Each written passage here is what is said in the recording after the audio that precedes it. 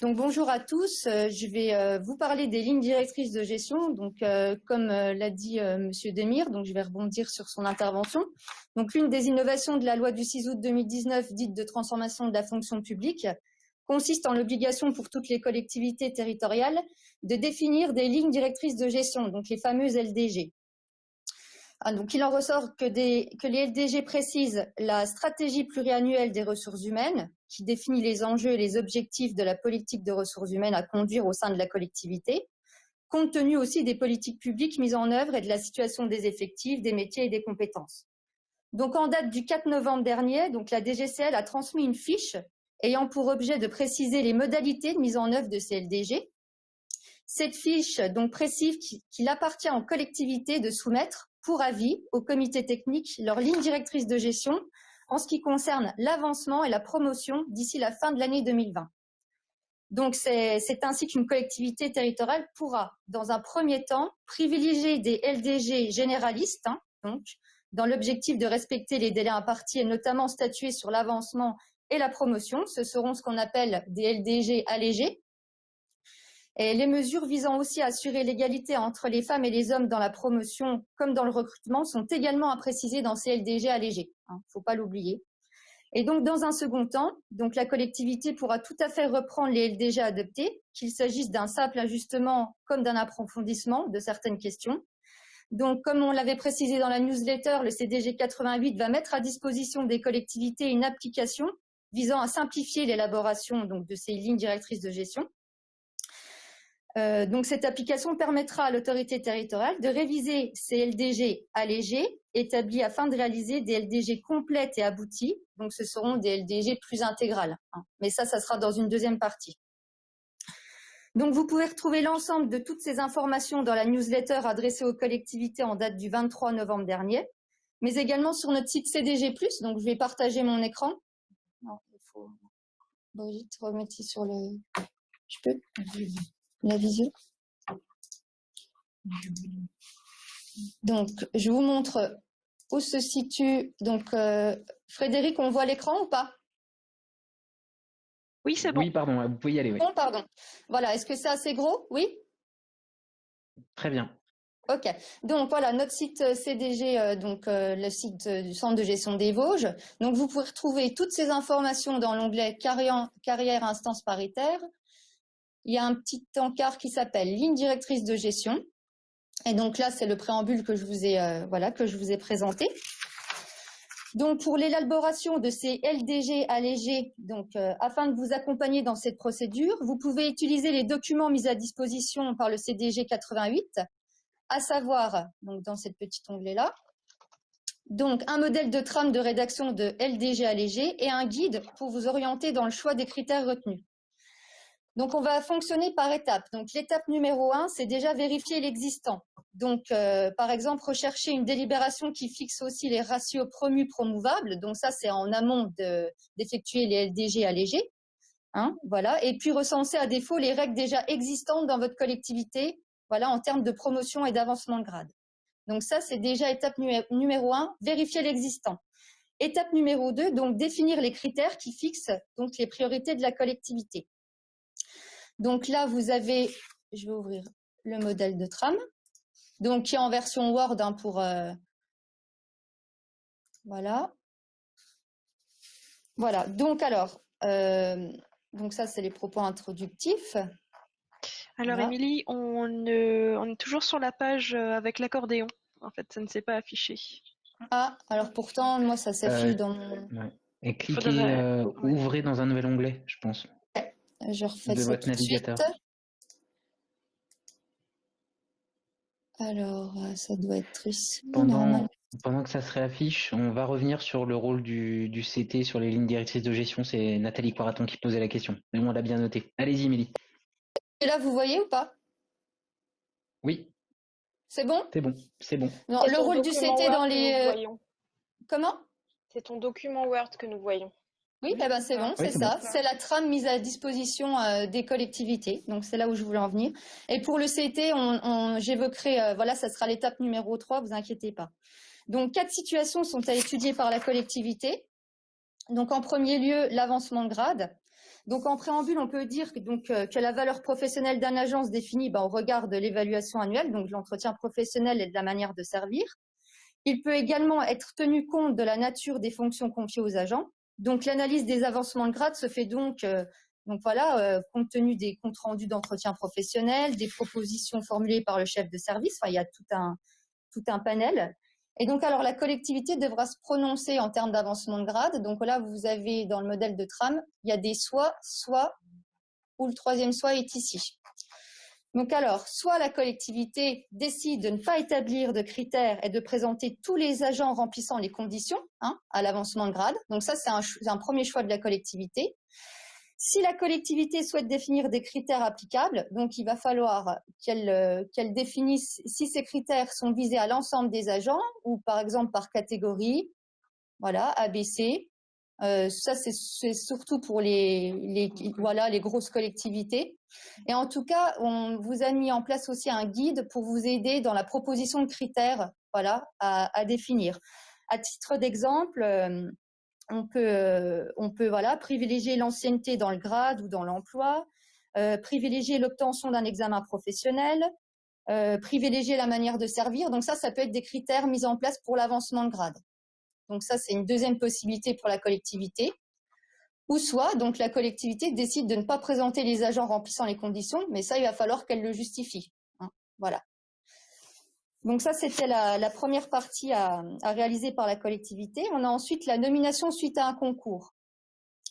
Puisque vous le savez, même si votre agent passe un concours, et est lauréat d'un concours, l'autorité territoriale n'a pas l'obligation de le nommer, sur ce nouveau poste.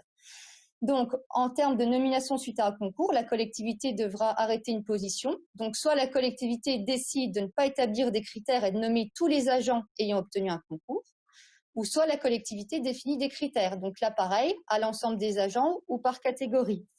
Donc, dans le guide, vous avez aussi des exemples de critères. Par exemple, on peut citer l'expérience réussie sur le poste occupé ou remplacement d'un supérieur. Ou on peut aussi dire prendre en compte les reconversions professionnelles ou prendre en compte les compétences acquises dans le secteur public, privé, associatif, prendre en compte l'effort de formation suivi ou de préparation au concours. Donc tout ça, c'est des critères qui peuvent être mis en place donc pour encadrer la nomination suite à un concours. Ensuite, le troisième volet sur lequel la collectivité devra statuer, c'est l'accès à un poste à responsabilité d'un niveau supérieur. Donc, soit la collectivité décide ou non de définir des critères. Donc, par exemple, en critère, on peut mettre la maîtrise du métier ou la capacité d'autonomie ou d'initiative vérifiée, la capacité à former et encadrer des agents avec le tutorat notamment. Donc là aussi, au choix de la collectivité d'établir les critères en termes d'accès à un poste à responsabilité d'un niveau supérieur. Et enfin, le quatrième cas où la collectivité devra se prononcer, c'est le cas particulier de la promotion interne.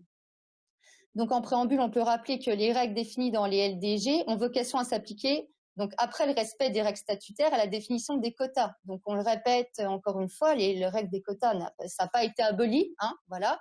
Il y aura toujours, si je peux me permettre, autant peu de place pour certains grades, comme par exemple rédacteur. On est toujours soumis aux quotas. Donc là, la collectivité devra se prononcer, donc pas se prononcer sur les critères à appliquer pour la promotion interne, mais se prononcer sur les critères de dépôt d'un dossier de promotion interne auprès du centre de gestion. Plusieurs agents remplissent les critères, les conditions réglementaires pour déposer un dossier de promotion interne. Est-ce que la collectivité décide de présenter tous les dossiers, oui ou non? Et alors, sinon, il va falloir établir des propositions de critères. Voilà. Donc là également, la collectivité a plusieurs choix. Donc, soit elle propose des critères de manière globale à tous les agents, ou soit encore une fois par catégorie.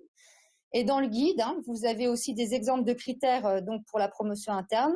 Donc, on peut s'inspirer de la manière de servir, l'investissement, la motivation, l'ancienneté dans le grade, l'obtention encore d'un examen professionnel. Donc, tout ça, ça sera des critères qui pourront être mis en place par la collectivité en termes de dépôt de dossier pour la promotion interne. Alors ensuite, la fiche de la DGCL nous précisait aussi que dans cette version LDG allégée, il fallait aussi voilà, que la collectivité mette en place des actions en faveur de l'égalité femmes-hommes. Donc voilà, donc ça c'est toujours tiré de la loi de la transformation de la fonction publique, qui renforce les obligations des collectivités territoriales en matière d'égalité professionnelle. Donc, ce qu'on peut dire, on peut faire deux étapes aussi dans cette action en faveur de l'égalité femmes-hommes. Donc, il faut déjà faire un état des lieux de la situation dans votre collectivité. Donc, vous devez donc procéder à un état des lieux de la situation en établissant, par exemple, pour chaque sexe, les effectifs moyens, un bilan des recrutements, un bilan des avancements et promotions. Par exemple, aussi une moyenne des rémunérations régime indemnitaire inclus, un état récapitulatif des temps partiels. Donc, tout ça, ça sera des indicateurs pour vous aider pour la mise en place de ces actions. Donc, alors, en deuxième partie, vous pouvez remonter, Brigitte, pardon. En deuxième partie, voilà, vous pourrez déterminer des actions à faire par la collectivité. Donc, après analyse de la situation de l'égalité femmes-hommes dans la collectivité, l'autorité territoriale arrêtera les mesures visant à réduire ou supprimer les inégalités constatées. Donc, pareil, dans le guide, vous avez plusieurs illustrations. Par exemple, on peut citer l'encouragement de la mixité dans les équipes, la mise en place d'actions de sensibilisation sur les discriminations dans le milieu du travail, la mise en place d'actions correctives sur les contraintes professionnelles et personnelles contraires à l'égalité femmes-hommes, la désignation d'un élu et un agent référent en charge de l'égalité, par exemple, ou l'élaboration d'un plan de formation spécifique. Voilà. Donc ça, c'est la dernière partie concernant les LDG allégés. Et on peut finir en voilà.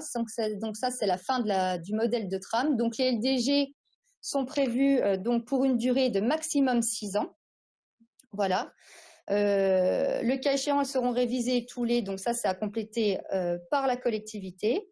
Et donc, on a aussi la date de l'avis du comité technique. Voilà. Donc, oui. Émilie, allez-y, le temps passe. Moi, je suis maître du temps aussi, il faut essayer d'avancer. Juste 2 petites secondes, parce que c'est très important. Donc là, on a vu l'étape 1, faire un bilan. L'étape 2, définir les critères. L'étape 3, saisir le comité technique pour avis. Voilà.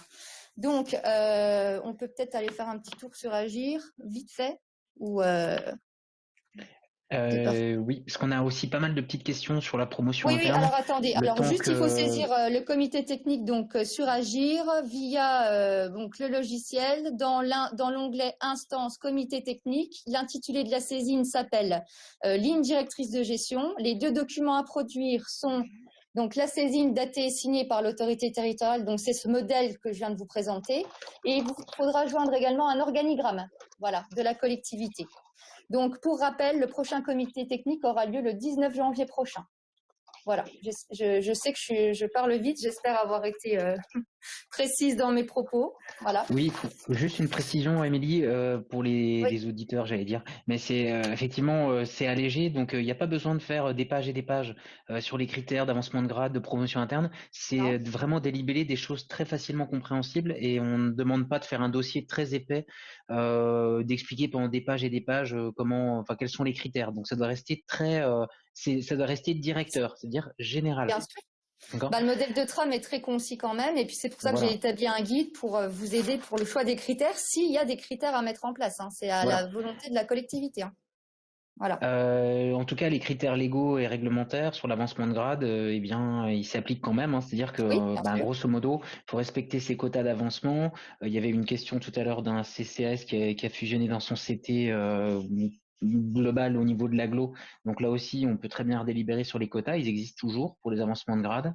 Il y avait des questions sur la promotion interne, le rôle du comité technique du centre de gestion avec les promotions internes pour les CT locaux, les comités techniques locaux.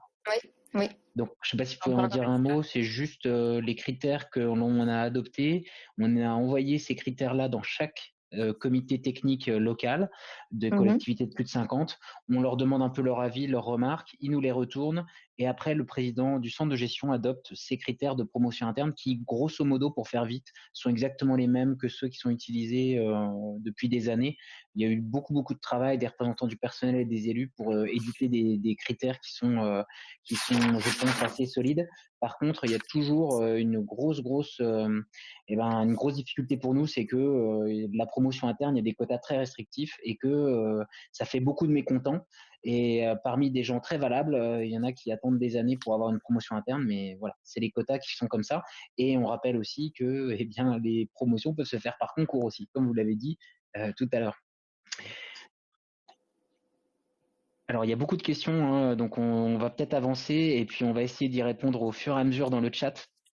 En tout cas, vous pouvez utiliser le modèle d'Emily pour soumettre les lignes directrices de gestion allégées en attendant notre application plus complète, mais dans votre comité technique local ou au comité technique du CDG. La trame est quand même est très fiable. À vous de la compléter, mais sans faire non plus des pages et des pages. Ça doit rester très succinct.